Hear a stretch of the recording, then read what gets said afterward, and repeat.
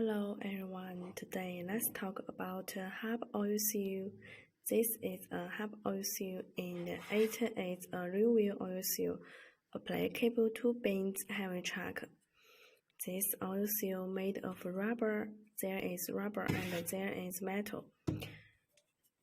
This color is black and we also have else color. We have blue color and red-brown color.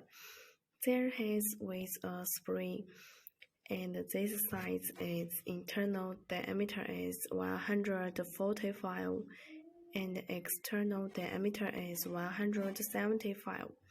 The center is 14. Look there is size.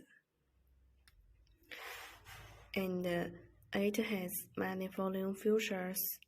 The first one is vulcanized at low temperature, with longer service life and more wear resistance, high temperature resistance and oil leakage prevention, mud-proof water, ticking spring. Look there, this is spring, ticking spring and ticking skeleton.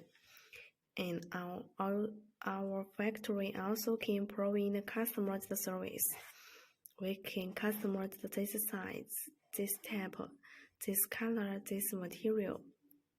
If you are interested, just send us our inquiries and we also can send you free samples.